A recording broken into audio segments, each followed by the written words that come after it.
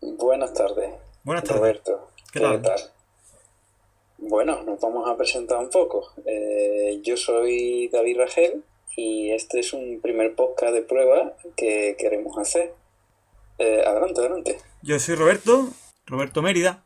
Y David me ha dicho que está interesado en hacer una grabación sobre algunos temas de actualidad. Y bueno, ha contado conmigo y aquí estoy. Nos conocemos desde hace algunos años y hemos tenido largas conversaciones de vez en cuando sobre temas políticos. Así que qué Ujú. mejor para empezar que tratar algo de política. Correcto. Bueno, entonces, bueno, pues yo le he prometido a Roberto que yo iba a preguntar mucho. Entonces voy a tomar en principio el papel de un periodista que tiene mucha curiosidad, y hay temas que Roberto me consta que conoce bastante bien, como es el tema, por ejemplo, del marxismo. Ujú, correcto. Entonces, si te parece bien, podemos empezar dando una primera definición de marxismo. Pues el marxismo es una corriente que surge en el siglo XIX, fundada por los pensadores Marx y Engels. El nombre que tomó es una convencionalidad. Y viene a ser sinónimo de socialismo científico. Así es como se definió en un primer momento. En aquella época estaban de moda una serie de corrientes que se denominaban socialistas y comunistas. Era una época de revoluciones, en principio revoluciones de corte liberal, que buscaban derrocar el régimen absoluto, el antiguo régimen, e instaurar una serie de instituciones jurídicas, legales, políticas, cercanas a lo que podemos entender como un Estado liberal moderno, con parlamento, elecciones, con igualdad civil ante la ley, etcétera, con posibilidad de formar partidos políticos. Y en esa situación tiene lugar una serie de movimientos conocidos como movimientos sociales o movimientos obreros. Digamos que ya estaba en desarrollo la revolución industrial, la máquina de vapor, y se habían empezado a aparecer grandes centros industriales donde se concentraba una gran mano de obra, a menudo precaria y en condiciones Curioso, curioso bastante... que comentes por un lado que intentaba montar instituciones y por otro lado que se diera al mismo tiempo que la revolución industrial. Sí, Para claro. mí la revolución industrial es un proceso de desarrollo muy rápido. Y por otro lado tengo un concepto que se contradice, que las instituciones normalmente, una vez que se han formado y crecen, son mastodontes que le cuestan adaptarse. Eh, ¿Qué tipo de respuesta da eso el marxismo? Claro, el marxismo surge ante la preocupación de que la Revolución Francesa y las revoluciones liberales han acabado con los estamentos, una serie de organismos de una parte de la sociedad, como los nobles, por ejemplo, el clero, que tenían privilegios. Por eso lo hecho de haber nacido dentro de ese estrato social o de pertenecer, pasar a formar parte de ahí, ¿no? Sin embargo, no han desaparecido las diferencias de clase. Han desaparecido los estamentos, pero no las clases sociales. Sigue habiendo una gran desigualdad económica y sigue habiendo una enorme precariedad para una parte de la sociedad que son precisamente los trabajadores, ¿no? Entonces el marxismo trata de dotar a ese movimiento obrero que está naciendo, a través de sindicatos todavía ilegales, trata de dotarlo de una teoría o de una serie de ideas políticas que busquen superar todo el orden basado en clases sociales. O sea, que yo me entere que el marxismo, la lupa con la que mira el mundo, se divide en dos partes, ¿no? Lo que son los trabajadores y lo que Sí, son las clases privilegiadas. correcto. Y trata de equilibrarlo. Trata de Vale. equilibrarlo, pero no haciendo que esas clases sigan existiendo con menos diferencia, sino directamente que desaparezcan las clases sociales. Vale. ¿Qué es una clase privilegiada, aparte del nacimiento? Una clase privilegiada es aquella que por su posición en la cadena productiva vive a costa del trabajo de otros y tiene privilegios, tiene ventajas que los otros no tienen, como por ejemplo los empresarios, por ejemplo, dentro de la cadena de producción, pues no tienen la mayor parte del tiempo que realizar un trabajo manual o un trabajo muy pesado. Un Administran, momento, gestionan, pero la un mayor parte del momento. beneficio recae sobre ellos. Vale. Una cosa acerca del vivir del trabajo del otro. Estamos en un mundo tecnológico. te voy a poner un ejemplo utópico, Sí, sí. pero la tecnología te hace que cada vez con menos esfuerzo se consigan más productos. Correcto. Entonces puede llegar un momento en el que el ser humano no tenga que trabajar para vivir. Correcto. Entonces, en ese caso, nadie tendría que vivir a costa de otro. De hecho, es un proceso que se ha dado. Actualmente, el campo, con muy pocos agricultores, en comparación con hace 50, 100 años, se cultiva. Luego, la revolución y la técnica es algo que te hace que cada vez con menos recursos incluso. Sí.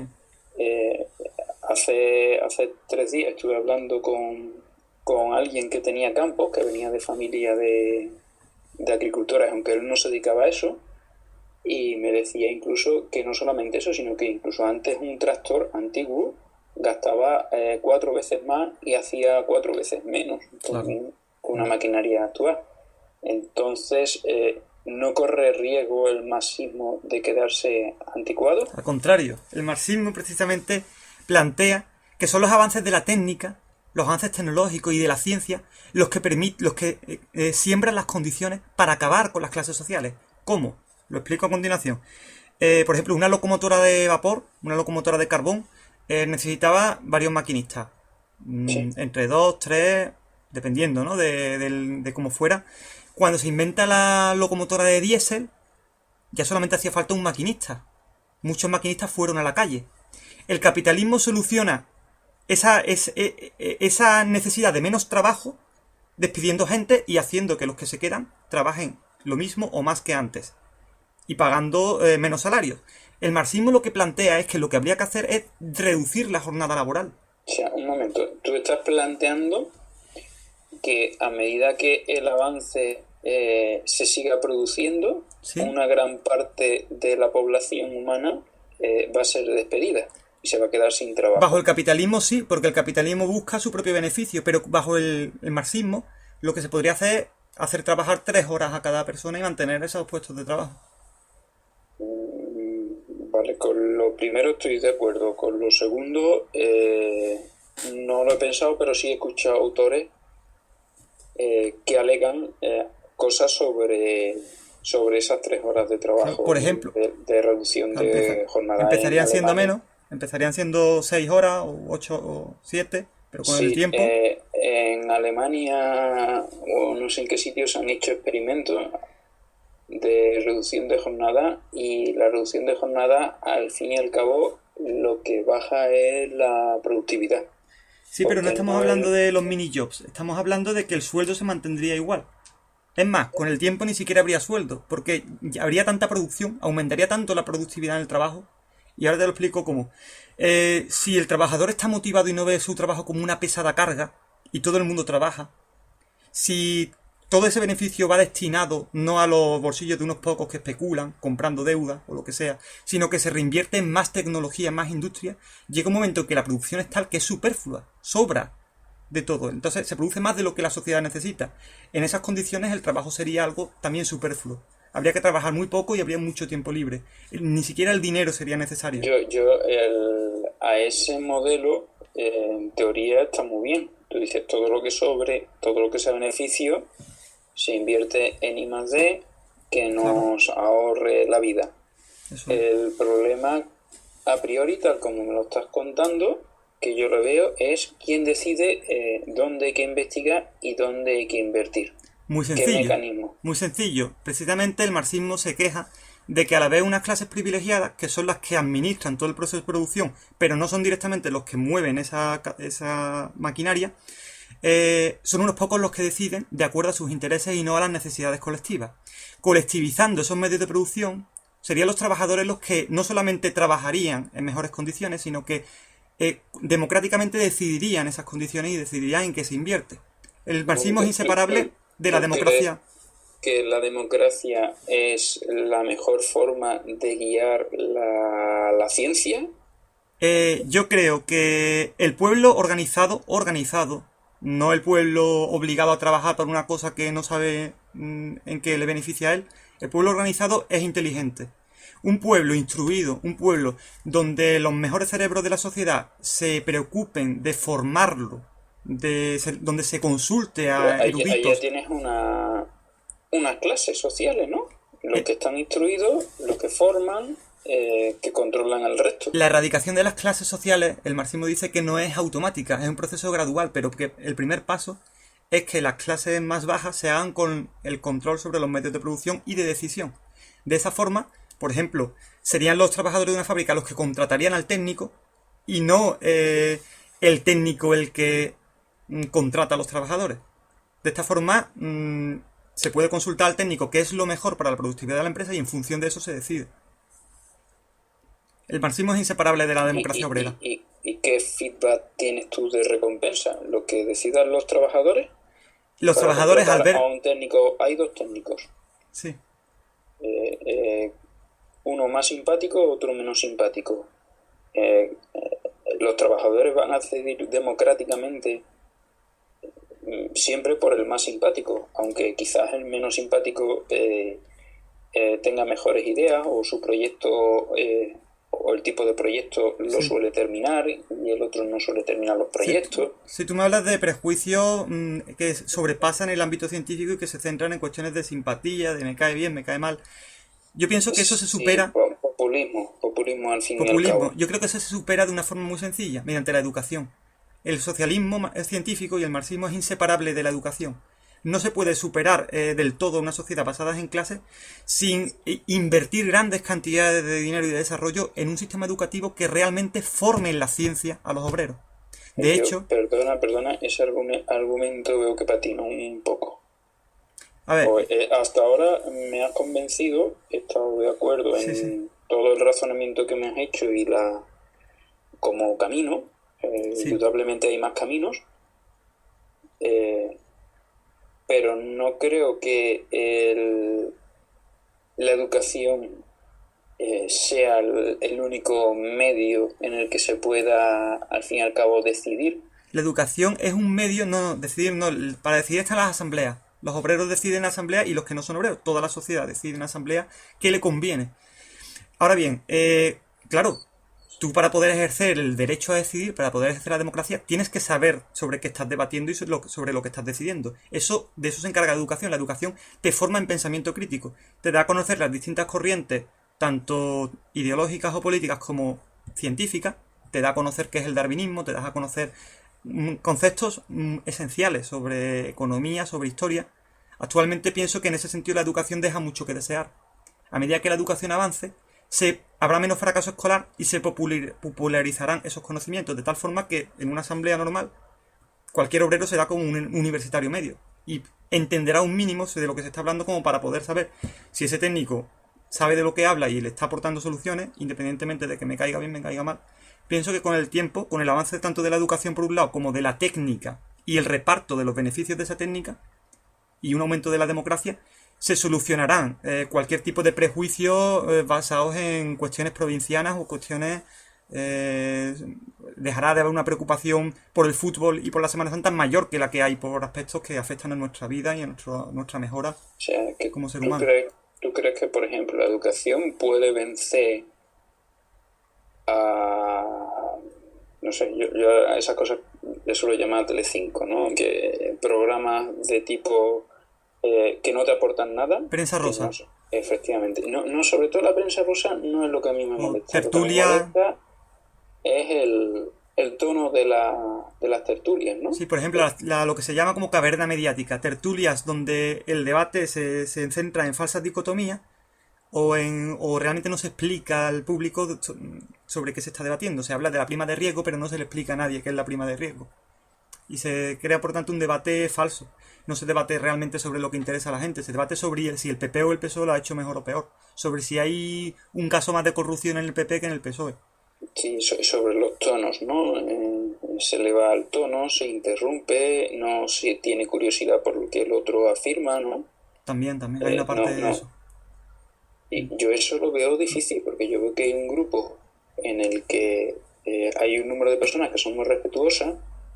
Ser respetuosa es quizás callarte más, escuchar, de vez en cuando, y hay uno que afirma que se mete con uno, que se mete con el otro, y a lo mejor lo hace con gracia, y entonces rompe el diálogo. Es decir, siempre, cualquier proceso educativo, con que se te produzca uno o dos, cualquier profesor lo puede decir, tienes uno o dos malos elementos en una clase y te rompe el ambiente de aprendizaje. Claro, pero esos malos elementos tienen unas causas sociales, David. Normalmente son gente que tiene desestructuración familiar, gente que va mal en la escuela muchas veces porque los padres no están encima de ellos para que estudien, o porque no se han quedado atrás, no han entendido una explicación. La educación muchas veces es generalista, los grupos en las clases, en las aulas son grandes. Si alguien se queda atrás, más atrás, muchas veces no se le presta toda la atención. Entonces, una forma que tienen los que van muy atrasados de alguna forma de autojustificarse o de no sentirse tan mal es buscar un afán de protagonismo por vías extraescolares, como puede ser ser los más chulitos de la clase. Y eso, ¿Tú qué harías con esos elementos? motivarlos y estar más pendiente también de los que vayan atrasados, darles soluciones, ejercicios diferentes para los que la mayor parte de esos perfiles, mi madre, mi hermana es psicopedagoga, y mi madre también ha estado siempre en la educación. La mayor parte de esos perfiles son por hiperactividad, ¿vale? Son gente que tienen déficit de atención, y en algunos entornos, quizás hace 10.000, 100.000 años, en la selva, ese tipo de comportamiento de estar siempre alerta, siempre activo, pues podría suponer una ventaja evolutiva. Es decir, que no son malos. De hecho, en poblaciones de cigüeñas, en el que se dan ese tipo de comportamientos de cigüeñas que son hiperactivas y cigüeñas que son más tranquilas, suele haber rotaciones. Es decir, durante un tiempo en lo que no hay grandes depredadores, la forma tranquila prospera más, pero luego si viene depredadores, la forma nerviosa prospera más. Luego no son malas. Lo que ocurre es que requeriría otro tipo de educación para ese tipo de personas. Correcto. Esa respuesta educativa es necesaria para que esas personas se inserten socialmente o se aprovechen sus talentos en beneficio de la sociedad. Eso solamente es posible con un avance de la ciencia y de la medicina. Ese avance de la psicología, la ciencia y la medicina ha permitido llegar a la conclusión de que esas personas tienen un problema de hiperactividad que antes se desconocía. Por tanto, ya no se criminaliza a esas personas, se les trata de dar respuestas. Pero si no se invierte suficiente en educación, si se recorta en educación, no hay suficientes profesores o personal para dar una respuesta especializada a esos alumnos. Entonces, su nivel de inserción social disminuye y se crea una exclusión por parte de un sector. Un sector que tiene menos suerte, por lo que sea, por haberle tocado la hiperactividad, etc. Hay diferentes explicaciones. La cuestión es que solamente la ciencia y la medicina y la psicología pueden resolver ese debate sobre si siempre es por hiperactividad, sobre si hay razones sociales, etc. Por eso se habla de socialismo científico, porque la superación de la desigualdad, que sería el socialismo, el beneficio social, va necesariamente ligado y es inseparable de un avance gradual de la ciencia, a su vez en beneficio de todos. Ahora, yo ahí tengo también otra pequeña discrepancia. Tú hablas de socialismo científico, sí, y lo mencionas mucho. Claro, porque antes no terminé cuando me hablan de ciencia, para mí lo que es científico por absoluto es aquello que es un axioma y lo puedes reducir a un conjunto de axiomas mínimo y nadie lo puede negar. Sí, sí. Por ejemplo, las matemáticas, la física. Ahora, cuando lo extrapolas a otras ciencias, como las ciencias sociales, la economía, la historia, etcétera, ya no se puede hablar de ciencia. En cuanto tienes un elemento que es un elemento inteligente, que no lo puedes modelar, porque en el momento que cojas 10 elementos, intentes hacer una ecuación de cómo va a ser el comportamiento de esos actores pensantes, ya te pueden generar resultados que no tenías previsto. A ver, te respondo a eso. Entonces, mi duda no viene en que si las ciencias sociales son ciencias o no. Mi duda viene de que si guiándote por la ciencia social la respuesta es única o no, porque a lo mejor la ciencia social entra en contradicción y ninguna de las dos respuestas es válida o única. No hay una forma única de reestructurar, con lo cual por ahí puede haber incluso preferencias personales. Puede haber, según al que le interese, al que maneje la clase, pues le interese más una u otra, y si hay dos respuestas ante un mismo problema, pues según su conveniencia actúa. Sí, respondiendo a eso, ahí entramos en un debate sobre qué es ciencia. ¿Dónde están los límites del concepto de ciencia? ¿Qué se entiende por ciencia? Existe una posición que defiende que ciencia es solamente aquello matemáticamente medible, es decir, dentro de ciencia solamente entrarían las ciencias puras. Ciencias puras son aquellas como la física, la matemática, la química, aquellas que no están abiertas al debate. Los marxistas siempre hemos defendido que la ciencia es algo más amplio. Dentro de ciencia entra también las ciencias sociales, ciencias humanas, ciencias políticas, ciencias económicas. ¿Por qué? Porque negar esta otra parte de la ciencia equivaldría a negar lo característico del ser humano. El ser humano, frente a otras especies, tiene una serie de características propias que merecen ser estudiadas de forma sistemática. Y si nos remontamos a la definición de ciencia, una de sus muchas definiciones, entiendo que una de las más aceptadas es que ciencia es el conjunto de conocimientos estructurados sistemáticamente.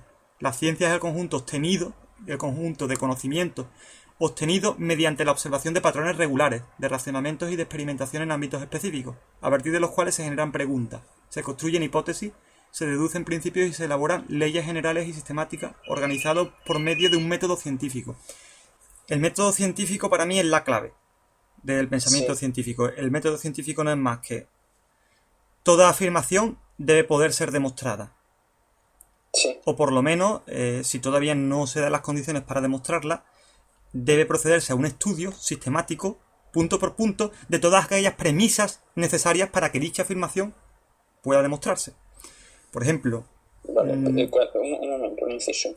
Sí. Cuando tú tienes seres humanos, ¿vale? Es decir, tú intentas hacer un modelo, porque al fin y al cabo la ciencia intenta sacar una ley que es un resumen del mundo, y en parte de esa ecuación tú tienes un actor que es pensante, que es más complejo que la ley que tú vas a intentar sacar. Claro. ¿Vale? Cuando eso ocurre, tú lo que haces es, ¿cómo te lo diría yo? Y estudias a un montón de personas, tú lo que haces son consecuencias lógicas. No consecuencias, sino si suele haber este tipo de personas... generalizaciones.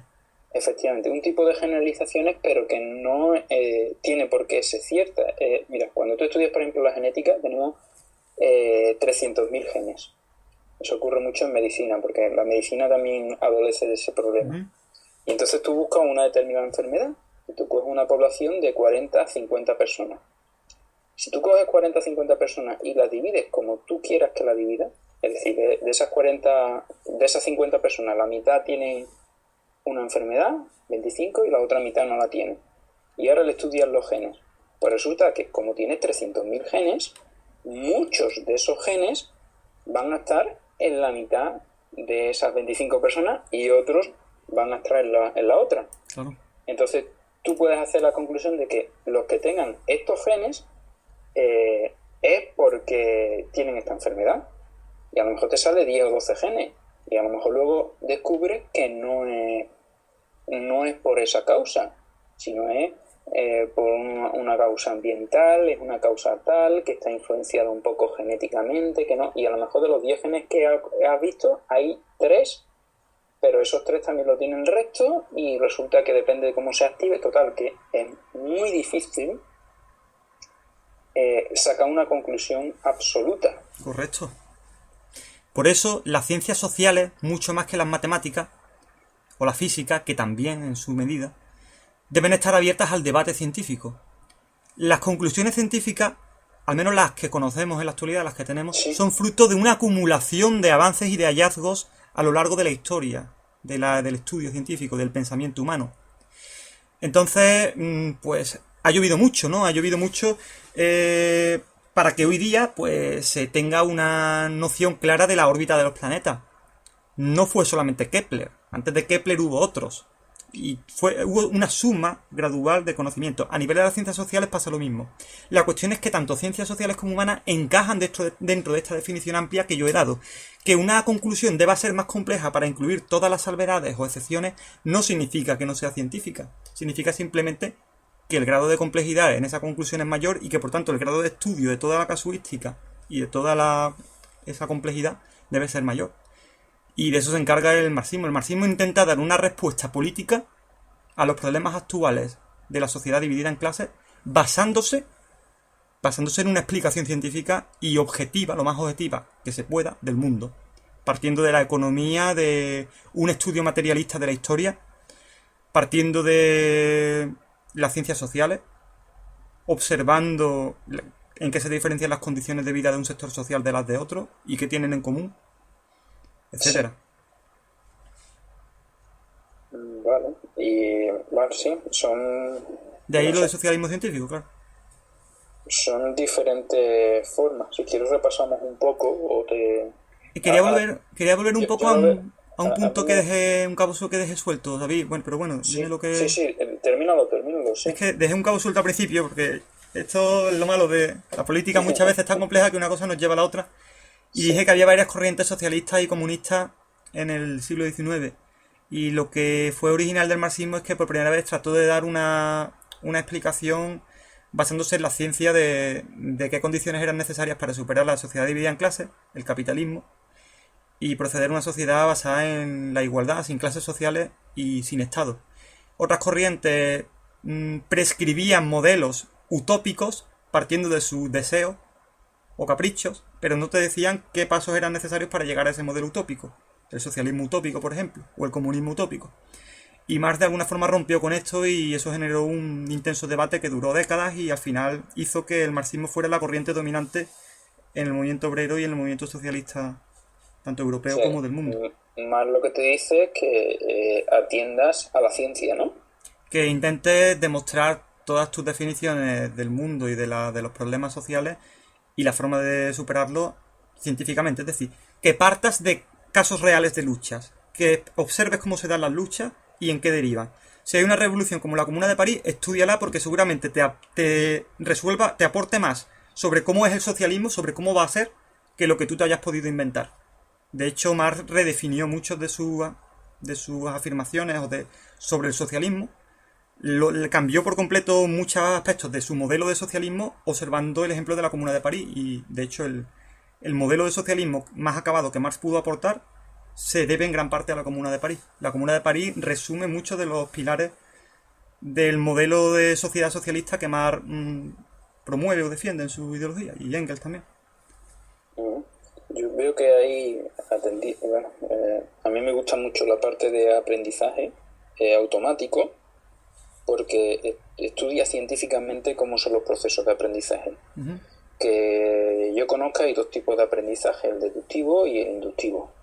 El deductivo es cuando tú tienes una serie de axiomas y vas deduciendo como las matemáticas y llegas a las conclusiones, o la física, ¿no? También podría ser un poco deductivo. Pero el tipo de aprendizaje que tú me propones es de los que yo clasifico inductivo. Tú tienes una serie de casos y más o menos haces una regla porque se comporta. Aunque de vez en cuando te salga un contraejemplo y, bueno, si la regla es válida en un 95% es válido. Sería el aprendizaje inductivo. Ahora, hay otras teorías, ¿vale? Otros mecanismos que están también en juego y que podríamos discutir. Uno de ellos es el dinero, ¿vale? El dinero en principio surge como trueque, una forma efectiva. En vez de hacer un trueque cuando alguien quería algo, en vez de tener que hacer un trueque con uno, con otro, pues el dinero es una forma de ahorrarte la lógica del trueque, ¿vale? De tal forma que tú cuando quieras algo pagas dinero y cuando no quieras algo o que te sobre algo que tú tengas lo vendes. Sí. Entonces es una forma de distribuir un conocimiento de necesidades por la población. El enfoque del que tiene dinero es un enfoque egoísta, evidentemente, El que quiere algo, pues va y lo compra porque lo quiere él, no porque lo quiera otro. Y viceversa. Cuando alguien quiere algo de ti, pues intenta sacar lo máximo posible. Ese es el enfoque del dinero. ¿El dinero para el marxista qué es? El dinero para el marxista son divisas. Las divisas suponen un avance en la ley de cambio con respecto al modelo primitivo basado en el trueque, que incluso sigue vigente durante gran parte de la era premoderna. Que a priori le gusta el dinero, ¿no? Claro.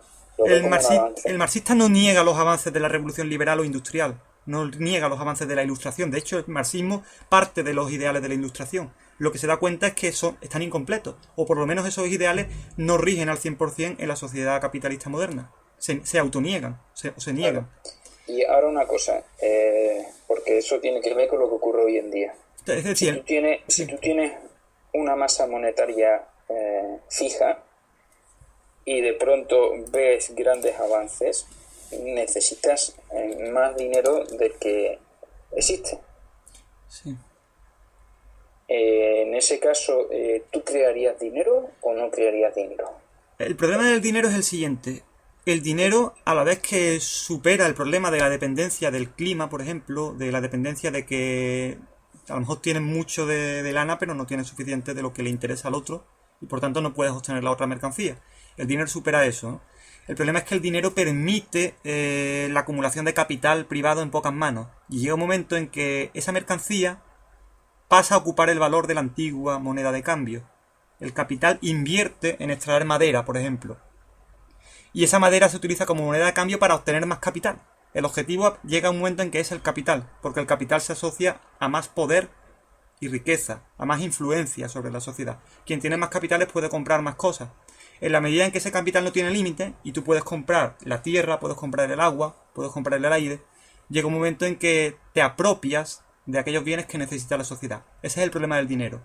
O sea, que tu problema del dinero genera clases sociales. Que puede comprar cosas que no debieran de ser posible comprarlas. Totalmente. Y que además, quien no lo tiene, tiene menos valor su vida y puede acceder a menos derechos. Los famosos medios de producción, ¿no? Totalmente. Si, por ejemplo, tú te puedes pagar un abogado mejor, vas a tener una mejor defensa ante la ley. Quien no tiene acceso a esas divisas no puede defenderse en igualdad de condiciones ante la ley, ante una falsa acusación.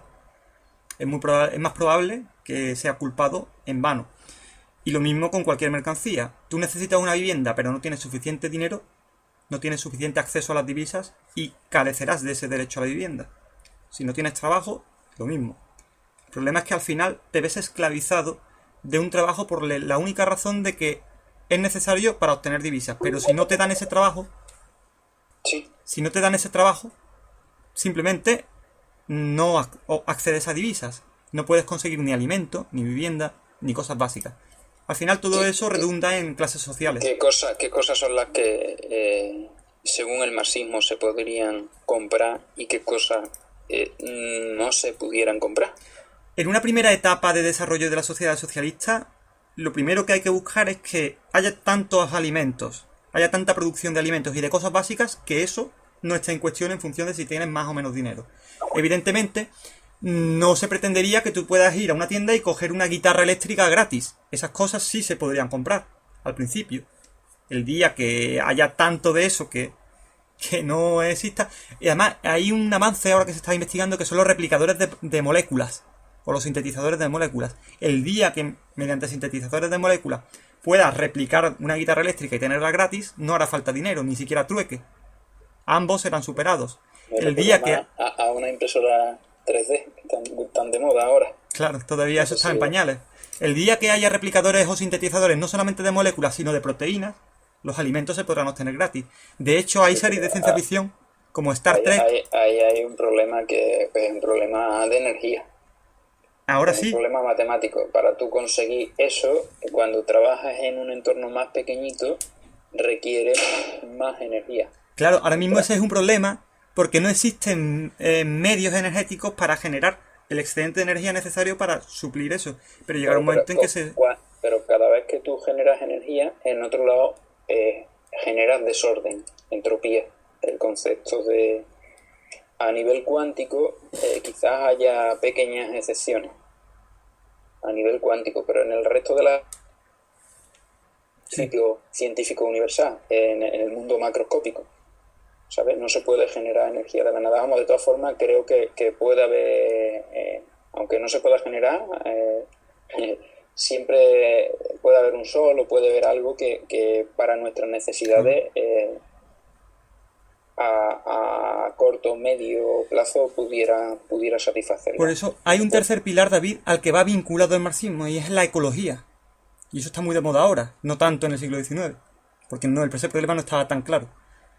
Todavía no se había llegado a un nivel de desarrollo de la técnica que pudiera poner en peligro el medio ambiente o acelerar el cambio climático, ni se conocía el cambio climático. No estaba desarrollada la astronomía y no se había podido estudiar ni Venus ni Marte para saber lo que puede llegar a ocurrir en un planeta parecido al nuestro si se va la cosa de las manos. La ecología es el principio de reposición, ¿no? Totalmente. Si utilizas algo que es finito, luego tienes que intentar devolverlo a su estado. Totalmente. Eso se llama el principio cradle to cradle, es decir, de la cuna a la cuna. Actualmente seguimos un modelo de producción que va de la cuna a la tumba. Tú produces, se genera algo, se trata, se utiliza y se generan desperdicios y a menudo contaminación.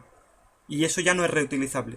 De la cuna a la cuna sería un principio según el cual lo que se genera termina una vez procesado y utilizado en un estado en el que es reutilizable por algo similar o también necesario. E incluso actualmente pues se habla del problema de las energías renovables. En función de que se sustituya el modelo de energía no renovable y contaminante por energías renovables que no sean contaminantes, como puede ser la energía nuclear por fusión y no por fisión, es decir, no aquella que se basa en uranio, que genera residuos nucleares, sino aquella que se basa en combinar átomos de hidrógeno para producir átomos de helio y que produce una gran cantidad de energía que hasta ahora no es superada. Las predicciones dicen que están a 50 años. Totalmente. Es decir, en la medida en que ahora mismo no está a nuestro alcance. Ahora mismo no, pero en la medida que nos acerquemos a esa tecnología, muchos de los problemas que a los que actualmente se enfrenta el socialismo quedarán formando parte del pasado. Puede ser. La energía solar, por ejemplo, ahora ha salido una ley que la hace aún menos rentable. Si tú antes pones en tu casa placas solares con energía solar, fotovoltaica, lo amortizabas, me parece que era en 7 o 12 años, ahora mismo se ha duplicado. Sí. Se ha duplicado por las últimas leyes. Algunas veces vamos para atrás Totalmente. Como los cangrejos. De todas formas, yo la he estado estudiando en la práctica y, por ejemplo, un portátil de bajo consumo, eficiente, consume 45 vatios. Y esos son unos cuantos metros cuadrados, a lo mejor 4 metros cuadrados, por ahí solamente para el portátil. Ya cuando tienes un calentador que consume 1500, te estoy hablando del ordenador 45, ¿eh? Y ahora te hablo de un calentador que consume 1500. ¿Metros cuadrados de qué? Metros cuadrados de placas solares. Vale. Recogiendo sol a pleno rendimiento. Las placas solares tienen un aprovechamiento de un 12-13% de la energía que reciben. Estamos muy lejos a nivel de renovable de ser autosuficiente. Yo creo que a corto o medio plazo la sociedad tiene un problema de sostenibilidad que el capitalismo desenfrenado, este capitalismo loco, sin planificación ninguna, que efectivamente genera muchísimo masa monetaria, no resuelve. Lo único que hace es, antes de que ocurra el problema, porque eso sí es verdad, eso ocurre, ¿no? Antes de que ocurra el problema, a nivel especulativo te revienta a un mercado. Por ejemplo, si se ve que la demanda de petróleo va a subir, pues entonces, como la masa monetaria especulativa supera en 6 veces a la economía real, pues rápidamente esa masa monetaria, esa clase que tú llamas, va corriendo y compra la energía a precio de futuro, porque se ve que la demanda va a subir y la producción de petróleo disminuye. Entonces, como sabes perfectamente cómo son las curvas de oferta y demanda, pues ve un negocio y en cuanto ve un negocio se adelanta. ¿Qué es lo que ocurre? Que te llega la crisis antes de que realmente ocurra el problema. No digo que no exista el problema, pero se adelanta. Ujú. Y eso es lo que ha ocurrido ahora mismo. Yo lo que veo que ahora mismo lo que ocurre es una crisis energética encubierta, porque no sabe esa masa monetaria a dónde acudir, a dónde ir. Ese es el fallo que yo le veo. También Sí. otro fallo que le veo es que no se tiene en cuenta en las contabilidades el coste de reposición, el que tú le llamas de la tumba a la tumba, ¿no? Sí, de la cuna a la tumba. De la cuna a la tumba. Sí. Nace y Sería, muere y ya no se utiliza más y decontamina. sí, sería como una contabilidad ecológica, en el que tú tendrías que meter también el destrozo que le has hecho al medio ambiente. Y en este caso, con medio ambiente, incluiría yo incluso a los seres humanos. Si tú le haces un destrozo psicológico a los seres humanos, tú eso lo tendrías que meter en tu ecuación. Totalmente. Ahora, el problema que yo le veo al marxismo es que no se ha hecho de reputación, porque los experimentos que han habido, en este caso, y ya sé que quizás me lo discutas porque todos los marxistas discuten, en este caso el mayor experimento que ha sido la URSS, aunque Lenin tuviera un espíritu, no sé hasta qué grado sería marxista, pero en el momento que le tocó el relevo manipuló el medio a su alcance Así es. y llegó Stalin y deshizo o hizo algo que no... Voy a dar un dato que demuestra Sí, que el mal llamado socialismo soviético no se basaba en la ciencia y por tanto no era socialismo científico y por tanto no era un marxismo válido. ¿Cómo se llama esta persona? Lysenko. sí, Lysenko fue un científico que, partiendo de la teoría de Lamarck de que determinados rasgos del entorno podían pasar al ser vivo, a la especie, y transmitirse a la descendencia, desarrolló una teoría según la cual, sometiendo a bajas temperaturas a las plantas, se podían fortalecer sus raíces y hacer que la descendencia de esas plantas tuviera mayor resistencia y, por tanto, produciendo una mayor productividad agronómica. vale, sí, Esta fue lo la conozco. teoría Fue una oficial. fuente que al final se impuso, ¿verdad? Por la Se fuerza. impuso porque se pensaba que la idea del ADN, de la genética, era Sí, capitalista, fomentaba la ley del más fuerte, era capitalista y por tanto incompatible con el marxismo, mientras que la posibilidad de adaptarse los seres a las circunstancias, por encima de lo que les viene predestinado por nacimiento, se creía que era marxista. Se politizó una idea científica y se llegó a un error al no tener un respaldo científico, al no ser realmente eso demostrado ni contrastable, al no utilizarse el método científico. Por tanto, sí, Stalin favoreció una teoría pseudocientífica, haciéndola oficial de la URSS, y empezó a elevar a la categoría incluso de presos políticos a aquellos científicos que la criticaban. De esta forma, la Unión Soviética se alejó de la ciencia y eso dio lugar a desastres a nivel agronómico, por ejemplo, a nivel sí. económico. También ha tenido otro problema más reciente, que es que no ha querido utilizar los ordenadores, por ejemplo, porque y sobre todo las redes de comunicación, Totalmente. La Unión porque como Soviética siempre estuvo... controlaba los medios de comunicación, pues resulta que algo que podría haberle salvado no lo ha salvado. Además, el mal llamado socialismo soviético o estalinismo tenía otro problema fundamental que lo separaba por completo del marxismo, y es que no se basaba en la democracia obrera. Ahí no decidían los obreros qué se producía y qué interesaba a la sociedad en función de sus beneficios colectivos, de sus intereses colectivos conjuntos, sino que los que decidían era una casta de burócratas y de jefazos del partido.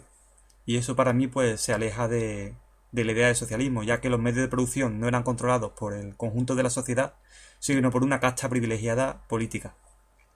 Bueno, llegan ya mi familia Bueno, y creo que tenemos 45 minutos más o menos bastante buenos. Sí, confirmando lo que dice, la Unión Soviética estuvo siempre a la zaga en el desarrollo informático, incluso bien entrados los 80, no se fomentó, por ejemplo, que la mayor parte de la población se hiciera con ordenadores personales de 8 bits, que eran de bajo coste, fáciles de producir, y de hecho estos ordenadores siguieron entrando de forma ilegal y clandestina como clones.